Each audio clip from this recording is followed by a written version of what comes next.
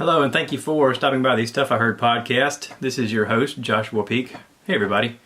So, this is the new year. This is the first day of 2019, January 1st. How about it? Now, as many of you know, I started this podcast in June of 2018, and I've had 6 months now of doing 2 episodes a week, and so far, so good. It's not without its trials and tribulations and learning curves, and there's a lot of things I've had to learn along the way. Part of the process is, being consistent, making sure that I have at least 2 episodes a week, which is what I committed to in the beginning. And, with that, make it interesting, make it worthwhile for you guys to listen to. So I like talking about things that are going on at the time and, keeping it topical, but also, keeping you up to breast of what's going on in my life and that kind of stuff. Not that anybody really cares, but, it's content. Hey, it's free content. You get what you pay for. So, anywho, today being New Year's Day, it's all about new beginnings, and it's all about, what do we do now? How do we start off from here? New year, new me, all that classical mumbo-jumbo that people say. Years ago, I had a conversation with one of my best friend Greg's mom. Her name is Donna. And I remember New Year's was coming up, and I asked Donna, I said, so, with the new year, what you gonna do? What's your plan? Any resolutions? She says, no, I don't believe in resolutions. She says, that's an excuse. I said, what do you mean? She said, well, people all the time say they're gonna do something in a week, or they're gonna do something in a month, or they're gonna do something next year, but they rarely do it. They rarely take action with the things that they say they're gonna do. So she said, I've decided to live differently. I've decided that instead, I'm just gonna do whatever it is I'm gonna do. And let that be it. And she said, any time in your life you can choose to make a decision, and your decision dictates where you take your life. If you get up tomorrow morning and you say, you know what, from now on I'm going to learn to blah, blah, blah, whatever the thing is, play the banjo. Okay, then get up the next morning and purchase a banjo and start learning how to play.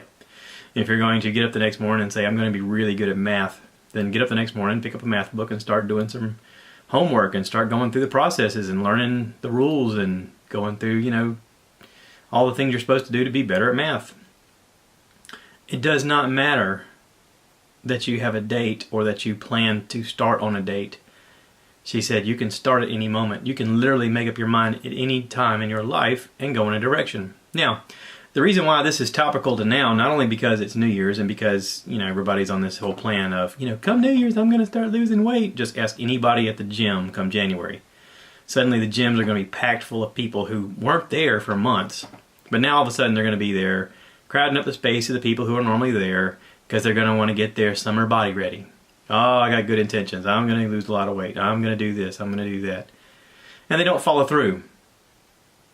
With this podcast, I wanted to have follow-through. With decision making, it kind of leans itself towards something that's going on right now on social media, specifically with Netflix. There is a show on Netflix right now. The show's called Black Mirror, and if anybody's never seen it, Black Mirror is a lot like a Twilight Zone episode, but each one is completely different. And each one is something really weird and kind of far-fetched, but also not totally without the realm of possibility to where technology is today. Like, it's just over the horizon. Like, every scenario is something that could be pretty soon. They have done something pretty interesting in the fact that they've come up with a choose-your-own-adventure type story. They filmed a lot of different scenarios of a story, and it's a standalone movie type thing, but you're interactive. You actually have to hold the controller in your hand and make selections as you go, which has never been done before as far as I know. The show is called Bandersnatch, and in this show, basically it's about a kid who's, I say kid, he looks like he might be 18 or 19 or so, and he's developing a video game based on a book, and the book is called Bandersnatch, and it's also the idea of choose your own adventure, and you get to pick what it is you want your character to do or learn or experience, and with those decisions comes consequences. Now, the way the story plays out is you keep making selections for this guy, and you kind of live with the circumstances of what it is you're seeing. It's a lot like life. It's a lot like what it is you do every day, It's no different than playing a video game and going, yeah, I want to run this direction, or look, there's a weird looking cat in an alley. Let's talk to the cat, it's probably got a clue, you know, something weird like that. But this is done through Netflix, which is sort of a viewing entertainment platform, and yet it's something like a video game in the fact that you get to choose your path as you go. This is not unlike your real life. Your real life has decisions like this all the time.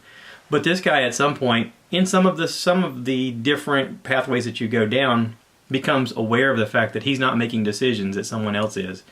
And I've gone through a lot of different scenarios over the last couple of days watching it and making different selections. And it's a lot of fun to see the different pathways he goes down. And I remember the first time I watched it, I was very nervous about what to pick. But it starts off right away with something simple, like, you know, which kind of cereal do you want him to eat? And it's like, what? What does this got to do with anything? Of course, knowing how video games go and knowing how a lot of different storylines go, the smallest selection can sometimes have a end result in the fate of the character. I don't know if choosing the cereal has a different selection. I did do it twice, enough to find out that there are subtle things that have to do with the cereal that pop up later in the thing. But there's also like a selection of which music to listen to, which inspires the guy, and which music he gets to listen to while he's writing code. And, you know, there's all kinds of selections along the way. I'm not going to give anything away. I'm going to leave all of the answers and all of the plot folds and whatnot to you guys. There is a lot of different avenues that you can go down, and it's super entertaining. It's, like I said, it's never been done before. I don't know anybody who's ever done anything like this, but I think this is the future of the way shows are going to be. I think this is kind of the beginning of, you know, in a video game, when you have selections to make, you get to choose a path and watch them go along that path and see what happens. I think this is going to be, we're going to look back at this and go, wow, that was really the first one. Black Mirror with Netflix really went out on a limb here with Bandersnatch and kind of hit a home run.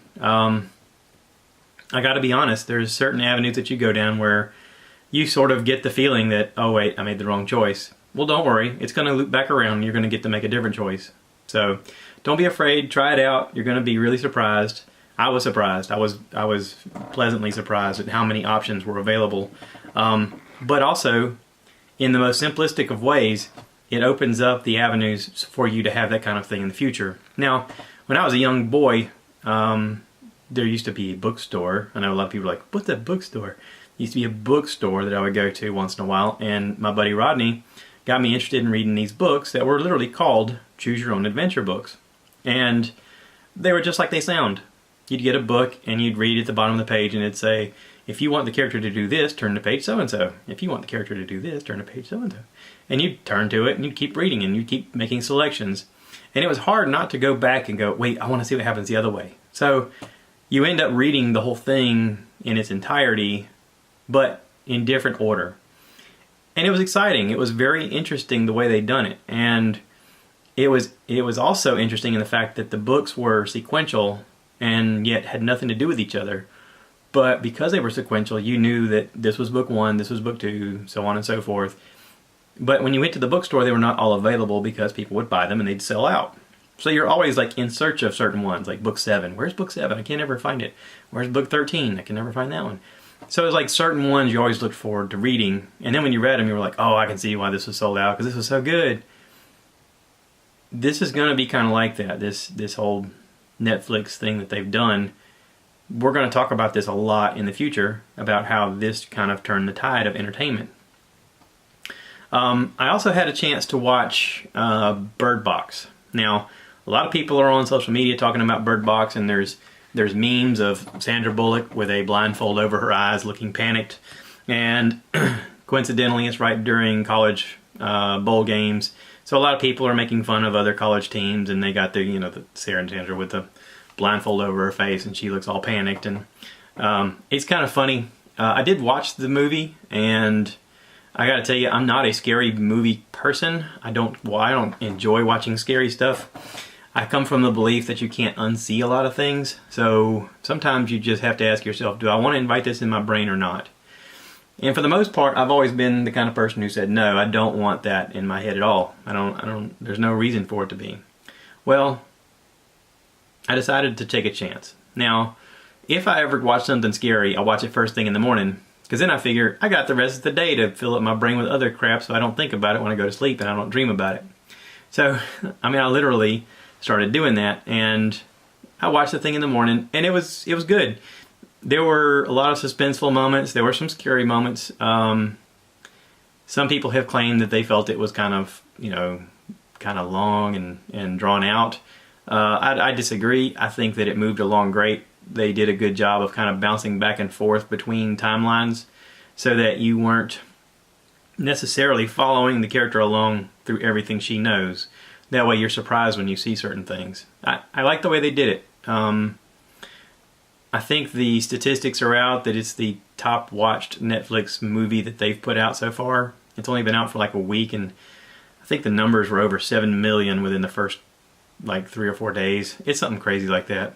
But anyway, it's worth a watch. I recommend it. But like if you're scared like me on a lot of things, watch it in the morning. There's not going to be any of that, typical horror movie kind of stuff. It's stuff you know is coming, but it's very suspenseful in to the point where you're going to be like, oh my god, I can't wait to see what's going to happen. So check it out. Enjoy. I was going to do this podcast with my brother-in-law. My brother-in-law's name is Charles Alsbrooks, and he and I recorded an episode while we were down in Georgia this past weekend, and we kind of struggled to make the thing happen. It was sort of forced. We had a plan on doing it. There was nowhere really in the house to do it, so we were kind of doing it at the dining room table, and there was a lot going on. Just about the time I'd hit record, my wife would come in the room with a video of our grandson saying something cute and adorable, and the whole family would gather around. Oh my god, look at that! Oh, I was like, I can't record a podcast with this going on. But then they would go in the other room, and then her dad would start watching something on YouTube on the TV really loud. We got to watch a lot of pigs being slaughtered and processed, and and he was just like, "Oh, check this out! Look here, this is what you do here," and So, needless to say, the podcast got pushed back further and further and further, and I really wanted to do one with him where he could promote. He's got a couple of books that are out. Now, I can tell you, go check them out on his website, charlesalsbrooks.com. That's CharlesAllsbrooks.com. He's got one on there about his kids, and he's got one on there about how to have a long-lasting marriage. And they're both good. They're both like, as you flip through pages, there's like a paragraph or a sentence or two, and it's just like advice that you could, that you wished you could pass on, but you may not have the opportunity to. It's worth checking out. Also, there's links on there to his son's. His son has a website called Rule 7, RULE, and the number 7. He's a graphics design artist, and he's also going to college at SCAD in Savannah. That's Savannah College for Art and Design. Now his son's name is Nick, and Nick is getting ready to go on a college trip to Lacoste, France. That's spelled Lacoste, France. He's going there to study, and it's like a 7-week program, but it's expensive. And of course, there is a GoFundMe. And I really wish that there's a way that I could send some of you guys over there to check it out. If you're sitting around a computer and you want to check it out, you want to throw the guy $1 or $2, I mean, every little dollar counts. You figure, if everybody listening put in $1, then it adds up to, a few dollars. Anyway, go to gofundme.com/Nick, that's N-I-C, and then there's a dash, kind of like a minus sign, and then the last name is Albrooks, Allsbrooks, and it's titled Trip to Lacoste, France.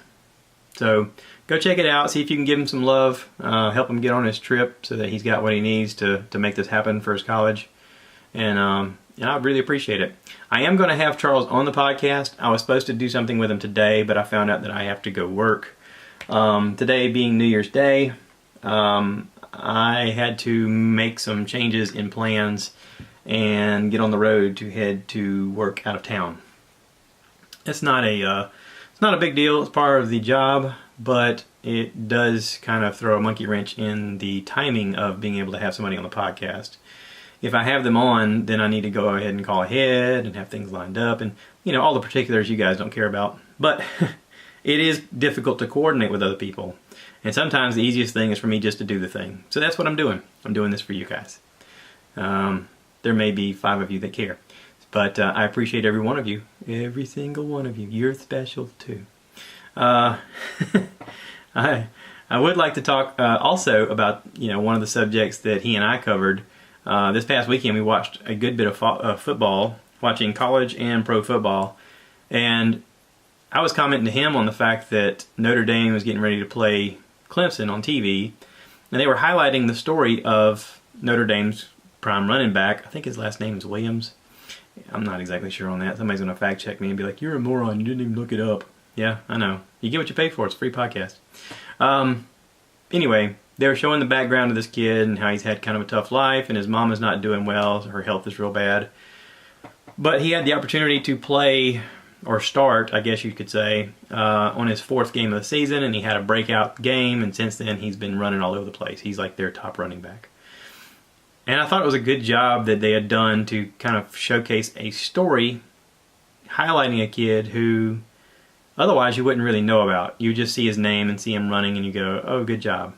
And to me, that's something that the NFL has done really well, is they've created stories behind these athletes, and they've shown you kind of a glimpse into who they are so that when they play, you really care for them. I mean, it's easy to disassociate from players and just look at the fact that they're paid athletes, and in a way they're just entertainers. I mean, they're out there entertaining you by being able to compete on a world showcase, competing against other people at the top of their game as well. But because you get to see their stories, you start really caring about these guys, and you start becoming invested emotionally into who they are. And when they succeed, you feel like you succeed in a weird way. Well, college football's kind of started doing the same thing. They've realized, oh wait, these kids have stories, and they're really good stories. Some of these guys are overcoming great adversity to be where they are. What if we highlight these stories? Now, this is something that other sports teams and other genres are missing out on. Baseball doesn't do this very much. Hockey doesn't do this at all, from what I know. I don't know if soccer does it. I actually don't watch soccer. I don't watch hockey either, for that matter. Maybe the hockey does do it. I know basketball doesn't really do it. Every once in a while, you'll come across a basketball player and they'll talk about, yeah, this kid came from here and he's had a rough life and blah, blah, blah. But it's very rare. Most sports have turned into the Billy Bean Moneyball type scenario. If anybody's ever seen the movie Moneyball, or if you haven't, let me give you a brief rundown. Moneyball was done after a story of the Oakland Athletics, a baseball team, and a character named Billy Bean. Billy was the GM of the club. He wanted to figure out how to compete with the big boys, like the Yankees, who seemed to spend an unlimited amount of budget on the best players. And because of that, they always won. And he believed that there's got to be some way to break this system. So he hires an economist, and I don't recall the guy's name. In the movie, Billy Bean was played by Brad Pitt, and Jonah Hill played the young economist. Well, the economist broke down every player in the league and their specialties of getting on base and that kind of stuff. And because of that, they were able to pick up talent for less money to do the job that they wanted them to do. And because of that, they ended up winning. They won a lot. So much so that other teams and other sports started paying attention. And so much so that they made a movie about it. Now, if you've never seen the movie, I highly recommend watching it. To me, there were some Oscar-type performances in there that may have gotten missed. But it's a great story, and it's a great true story shaped around what ended up becoming what our sports are today in a lot of ways. Here in South Carolina, NASCAR, I would say, is probably one of the biggest sports that people follow. Well, NASCAR kind of did the same thing. They started picking up young talent that nobody knew who had ability to drive, and they realized, oh, I don't have to pay this guy very much money. We'll put him in the car. He'll want to win. He wants his face on the posters and stuff, and the fame and notoriety, and we'll just phase out these old guys. And they did that. And suddenly new guys started winning right and left. But the fans didn't buy into it. See, that's the one thing that all of these Moneyball type scenarios forget, is you're not going to sell tickets by just winning. You sell tickets on the story. You sell tickets on the relationship. The relationship is the bigger part of it. And a lot of these teams and a lot of these genres miss out on that. if you're, I don't know, if you just happen to be the team that LeBron James is playing for that year, you're kind of lucky because everyone's going to want to come see LeBron James play. If you're not that team, you got to think, wait, how do I get people in here on the days when we don't play LeBron James? And it's kind of hard unless you have like drawing characters. You know, if you're Houston, you got, you know, Harden. Imagine like I know basketball right now. If you're you know, Dallas Mavericks, you got Dirk Nowitzki. You know, some of these star players that you're like, oh, I can't wait to see that person play in person. But you're missing that draw that you need on a regular basis to get your fans invested in your team. So teams are losing out. Teams are missing revenue. Teams are seeing a drop in attendance. Well, yeah, you've completely taken away their storyline and their I don't know, what do you call it? Not their faithfulness, their fandom in a way. You know, when I was a kid, I remember people getting tattoos of their favorite team on their body. You know, oh, I'm a Cowboy fan. Look, I got my Cowboys thing on my arm. Yeah. Now, I will say that the Cowboys have done a pretty good job of like staying pretty even keeled when it comes to quarterbacks, to a fault, actually. You know, they kept Tony Romo for a long time, even though he was known as Mr. Choke at times. But, you know, if you were invested in the Cowboys, you at least knew Tony Romo was going to take the ball and do something with it. He may throw it all away, or he may win. I've seen him play some of the best football and some of the worst football in the same game before. But, you know, you keep that fandom because of that. Now, if you're a Redskins fan, I don't know that the average Redskins fan could name who their quarterback is on any given day, because it changes a lot. But that's the same thing with, you know, 80% of the other teams. Who's your quarterback? It's the new guy, the guy that used to play with so-and-so. It's turned into Moneyball. They've gotten away from the story, they've gotten away from the fandom, and because of that, attendance suffers. So, anywho, new year, new me, right? What would the choices be if you were in control? That's just it, though. You are in control. It's your life. You can do whatever you want. You just have to kind of play out your part in it. You have to realize that it's your story. You know, we got 3 sons between us. And when they were younger, they used to play Sims. And I said, listen, life is a lot like Sims. If you make choices, some of the choices really suck. And some of the choices are really good. And sometimes the choice to do extra work will pay off later, but it won't pay off in the shortcoming. Life is like that. You have to choose to do the thing that other people don't want to do sometimes in order to be successful. Sometimes that's risk. Sometimes that's just hard work. But it's all up to you. It's all up to us. So, there's a lot of people out there listening to this that are working right now, and I want you to know I feel for you, and I'm right where you're at. I've been where you're at. I'll be where you're at really soon. And I rely on, you know, podcasts to listen to keep me entertained while I'm working. I've talked about this plenty of times about how Joe Rogan and Bert Kreischer and, you know, a lot of these guys' podcasts are what keep me going when I'm sleepy and I don't want to think about the thing that it is that I'm doing. It sort of lightens the mood and helps me get through it and helps me, you know, focus on other things. And in a way, I wanted this to be real similar. I wanted it to be about, you know, stuff I heard. Netflix is kind of taking over my stuff I heard this episode. But, you know, you could be part of the narrative. You could join in. You make choices, right? So make a choice. Be a part of this. Help me have a conversation with you. And you never know. You could end up having your own podcast. You could end up entertaining other people. Anything can happen, right? So that's it. I'm going to wrap this up. Hope everybody's doing well. I hope the sound quality is good on this. I've got this mixer board all dialed in, supposedly. I know I need to get a pop filter. That way the P's and whatnot that I do in front of this microphone isn't so loud. What I'm concerned about, though, is if I have one right here, I don't want it to cover up my face in the video part. So I may get one of those just like foam cover things. I don't know. Hadn't quite decided. But anywho, y'all take care. Have a happy new year. Hey, 2019. It's a whole new beginning, right? Love you guys. Be sure to share, like, subscribe, all that fun stuff. And let's make 2019 awesome. All right? Talk to you later. Bye now. Hit record, and we're going to hit record here. Hello, and thank you for listening to the Stuff I Heard podcast. This is your host, Josh Peak. We are doing this kind of on the fly. So we're actually recording this ahead of time, and I'll be publishing it later. You guys won't know that, but I'm just kind of throwing that in there. I'm happy to have my brother-in-law, Charles Allsbrooks, with us, and I'm trying to talk him into doing his own podcast. But in the meanwhile, he's come out with a book we want to talk about. It's called For My Kids, A Father's Thoughts and Suggestions.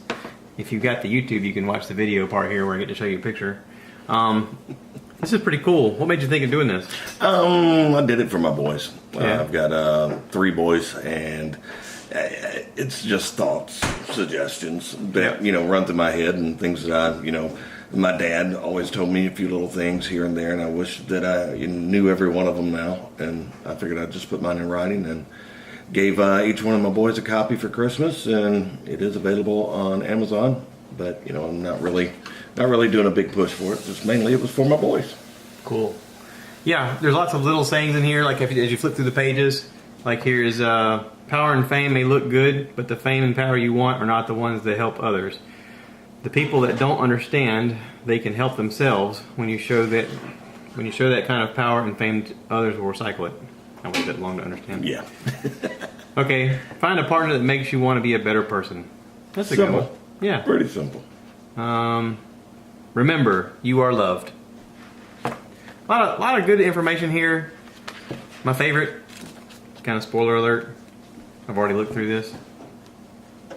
At the very end, take 3 minutes and listen to Bob Marley's 3 Little Birds.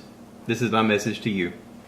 If you don't know that song, you got to listen to it. Right. It's a great song. Good book. I wanted to have Charles in here for a couple of reasons. One of the reasons is to promote his book and have you guys check him out. You can find it on, like you said, Amazon or on your website, charlesallsbrooks.com. Yep. It's got a direct link to either you can do an ebook or you can do paperback. And that's Charles, just like it sounds, ALLSBROOKS.com. Correct. And you'll find links on there also to his son Nick's website, which is Rule 7. Yeah, we've got Rule 7, which is my middle son, who is in Savannah, goes to SCAD, and he's getting ready to go out of the country here this summer. And he's going to France. Yes, going to go to the summer school there for 7 weeks. Cool deal. And coincidentally, Nick also has a GoFundMe, and we'd like to kind of talk about that just in case anybody's interested in checking it out, maybe giving him a little help. I think it's called Help Me Get to Lacoste, France. Yeah, I'm trying to find it myself right now. We're working on getting him a page. Yeah. Help Me Get to Lacoste, France for schooling. For schooling. Yes. That's Lacoste is LACOSTE. If you guys want to look that up and maybe give them some love and tell them, hey, I heard you on the podcast, and they're just going to kind of help you out, buddy.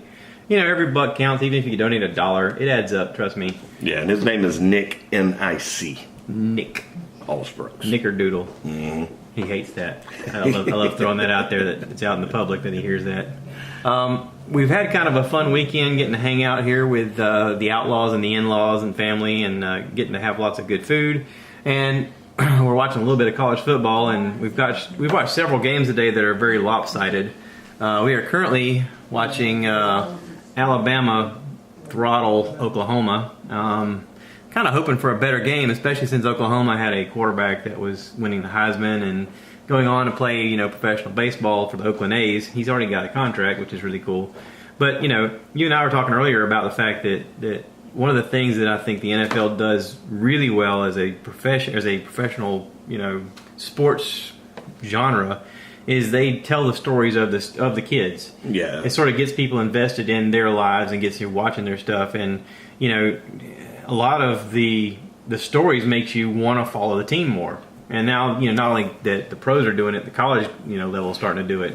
Yeah, who was the player that we were talking about earlier today? The running back from Notre Dame. I'd have to look it up, honestly. Yeah. Williams, I think is his name. Yeah. His mom is not well. She's had some health issues, and they were talking about how he's really, come to life this season, and he's their premier running back. He did not have a great day today, though. Nobody on the team did. Clemson destroyed Notre Dame. So obviously Clemson's going on to the national championship. Probably playing Again. against Alabama again. Most likely. So, they're going to have that matchup. But yeah, I mean, just highlighting this kid's life and showing, the struggles that he's been through and the struggles he's going through. And then, this guy's next level talent. He's going to go to the NFL. And it's just, to me, another way that they've invested in this kid and in their franchise themselves, because let's face it, if you build the story and you get people invested, they're going to want to watch to see what happens next. And when he goes to the next level and he has any kind of success, you root for him more. Right. And to me, that's something that a lot of different sports groups have missed. To me, baseball has missed that. Basketball has missed that for a large part. And there was a movie that came out a while back called Moneyball. I don't know if you ever saw that. I remember that. The Billy Beane story from the Oakland A's, where they basically hired an economist to look at their numbers and go, I want to win, but I don't have the Yankees budget. And they looked at economy-wise what would get them to win, and then they succeeded. They pulled off what they didn't think could do. Although they didn't win it all that year, they came really close. But they designed a system of looking at players and looking at the way they structured their team into a formula that made sense through economics. And because of that, it's translated into all through baseball, all through hockey, all through the NBA, and even into NFL. But again, the NFL has done a better job of telling a story. And the story is what compels the people to keep watching. Yeah, but you sit back and you look at the NFL, and a lot of the times it reminds me of WWE. Yeah. The storylines, they get so ridiculous sometimes that they end up... You can see, put it simple, it makes it look like it's fixed sometimes. Yeah. Because, it's sort of like, it reminds me of right after the hurricane in New Orleans. In Atlanta, I believe it was, went down there. The first game of the season was being played in New Orleans. The Saints had to win to build the city back up. And lo and behold, they did. And they were supposed to lose that game, according to Vegas. Or after 9/11, when the Giants won. Or, or the Patriots, and it's like, okay, well, that was kind of... So many times it seems so set up. Yeah. It's ridiculous. I hope it's not, totally fixed. I mean, there may be a story that comes out 20 years from now that's like, oh, yeah, we fixed the whole thing. Oh, yeah. Yeah, no big deal. I just wish I had the end so I could figure out where to put the money whenever it comes to Vegas. That's like in the NBA when you found out later that one referee had fixed so many games, and he's like, yeah, I did it, totally, all for the money. And it's like, you did what? Yeah. Oh, yeah, we had point spreads, we were trying to make the money so we could, win our bets. No. God. It's ridiculous. Anyway, so I just wanted to do a short little, podcast here with Charles to kind of talk about, his GoFundMe with his son and talk about the book. I also wanted to talk about the fact that Charles will be starting his own podcast, and I'll be promoting it on here. Be sure to check him out. He's had an illustrious career as a radio DJ guy for quite a while, and as life kind of works out, sometimes you work yourself out of the business doing other things. Real life kind of gets in the way of what you thought you were going to do into what you end up doing. I've talked about this before. Many of you know I never at once went, you know what I want to do? I want to deliver groceries for a living. Nope, that never came up, but it's ended up being what I did. Charles's life has steered him in a direction where he's, doing something that he didn't think he was going to do. But here's an opportunity through technology and through, the way the world has turned, where he can get a microphone again and go, hey guys, what's up? He's got something to say. Trust me. I've known the guy for a long time. He's a very opinionated guy, but it's fun. It's not, super heavy. It's not, make you want to drive your car off a cliff or chase him down in a grocery store and be like, hey buddy, you know what? It'll be fun. It'll kind of be like listening to me, I think, but different. But different. So, anywho, but yeah, I'll be talking more about that, and I'll steer you guys in that direction. But I just wanted to record this and kind of get it out there, and let you guys see who Charles is. If you're watching on YouTube, let you guys see who Charles is, and kind of have more intro into it. So anyway, we're gonna wrap this up early. We got family kind of buzzing around, and we're gonna let them talk now. Thanks for watching, and tune in. Don't forget to like, share, subscribe, and tell your friends. Bye now.